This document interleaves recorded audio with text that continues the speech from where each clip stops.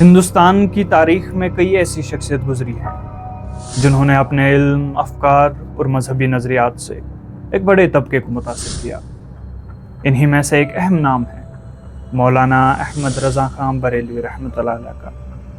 وہ ایک نامور عالم دین، فقیہ اور شاعر تھے جن کی تعلیم اور فتووں نے ان کے ماننے والوں کے لیے ایک مضبوط بنیاد فراہم کی، لیکن ان کی زندگی اور ان کے نظریات ہمیشہ سے بحث اور گفتگو کے موضوع رہے ہیں۔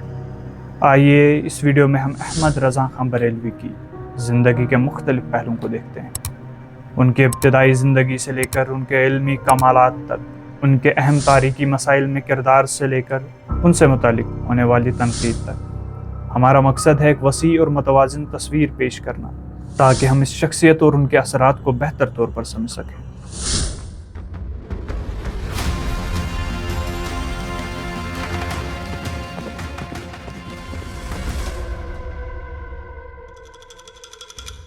السلام علیکم دوستو۔ 14 جون 1856 میں اتر پردیش کے بریلی شہر میں احمد رضا خان بریلوی کی ولادت ہوتی ہے۔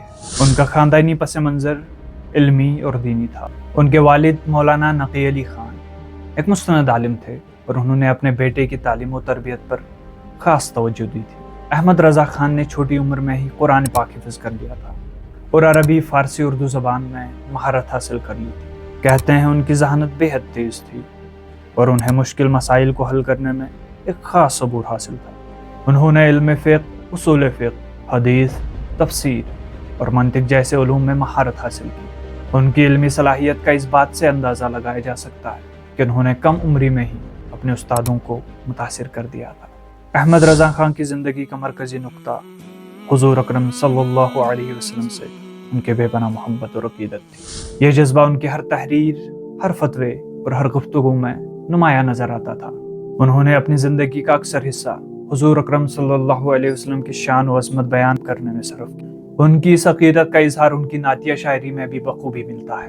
ان کا مجموعہ کلام حدائق کے بخشش نعتیہ ادب کا ایک عظیم سرمایہ ہے، جس میں انہوں نے بے حد پرسوز اور دلکش انداز میں حضور اکرم صلی اللہ علیہ وسلم کی مدح سرائی کی ہے۔ احمد رضا خان نے اپنے دور کے فتنوں اور مذہبی اختلافات پر بھی اپنی رائے کا اظہار کیا۔ انہوں نے اپنے عقیدوں کا مضبوطی سے دفاع کیا اور ان لوگوں کی سخت مخالفت کی جو ان کے نزدیک اسلام کے بنیادی اصولوں سے ہٹ رہے۔ ان کے بعض فتوے، خاص طور پر ان کے عقائد، مثلاً حاضر و ناظر اور علم غیب پر، ان کے معاصرین اور بعد کے علماء کے درمیان شدید بحث کا سبب بنے۔ ان کا یہ عقیدہ تھا کہ اللہ کی عطا سے حضور اکرم صلی اللہ علیہ وسلم ہر جگہ حاضر و ناظر ہیں اور انہیں غیب کا علم بھی عطا کیا گیا ہے۔ لیکن ان کے مخالفین کا اس مسئلے میں ایک مختلف نظریہ تھا۔ ان کا کہنا تھا کہ یہ عقیدہ قرآن اور سنت کے ظاہری مفہوم سے ٹکراتا ہے اور اس سے توحید کے اصول پر ضرب لگتی ہے۔ یہ ایک ایسا اختلافی موضوع ہے جس پر آج بھی مختلف مذہبی حلقوں میں گفتگو جاری ہے۔ اعلیٰ حضرت نے اپنے نظریات کی دفاع میں قرآن اور حدیث سے دلائل پیش کیے اور اپنے فتووں کو فتوائے رضویہ کی شکل میں مرتب کیا، جو کئی جلدوں پر مشتمل ہے۔ یہ فتوے ان کی علمی گہرائی اور فقہی مہارت کا ایک بہترین نمونہ ہے۔ ان کا قرآن پاک کا اردو ترجمہ کنز الایمان اہل سنت میں بے حد مقبول ہے۔ اس ترجمے کو اس کی لفظی حفاظت اور بامفہوم وضاحت کے لیے سراہا جاتا ہے۔ ان کے ماننے والے اس ترجمے کو اپنے عقیدوں کی وضاحت کے لیے ایک اہم ترین دلیل کی طرح دیکھتے ہیں۔ اعلیٰ حضرت کی شخصیت اور ان کے نظریات نے ہندوستان کے مسلمانوں کے ایک بڑے طبقے کو متاثر کیا۔ ان کے ماننے والوں نے ان کے پیغام کو دور دور تک پہنچا دیا۔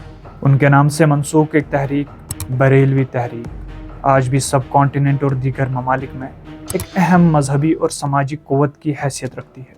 لیکن یہ بھی حقیقت ہے کہ ان کے بعض فتوے اور عقیدوں پر مختلف علماء اور مذہبی حلقوں نے تنقید بھی کی ہے۔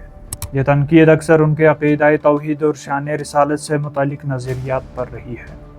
اس تنقید کے جواب میں اعلیٰ حضرت کے ماننے والوں نے ان کے عقیدوں کی وضاحت کی ہے اور ان کے دلیل کو قرآن اور سنت سے ثابت کرنے کی کوشش کی ہے۔ ان کا کہنا ہے کہ اعلیٰ حضرت کا مقصد حضور اکرم صلی اللہ علیہ وسلم کی عظمت اور شان کو بیان کرنا تھا اور ان کے عقیدوں کو ان کے تمام اقوال اور استدلال سے مجموعی طور پر سمجھنا چاہیے۔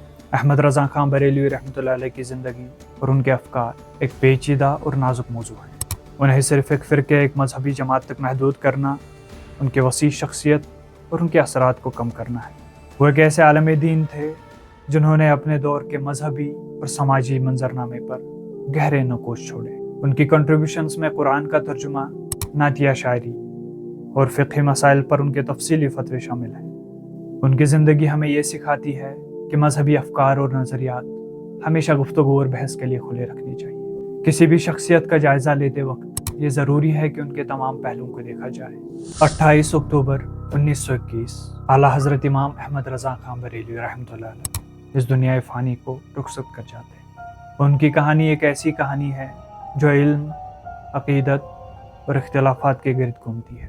تو دوستو، یہ ویڈیو احمد رضا خان بریلوی رحمۃ اللہ علیہ کے نظریے اور زندگی کو سمجھنے کی ایک کوشش تھی۔ انشاءاللہ ملتے ہیں اگلے ویڈیو میں ایک نئی شخصیت کے ساتھ۔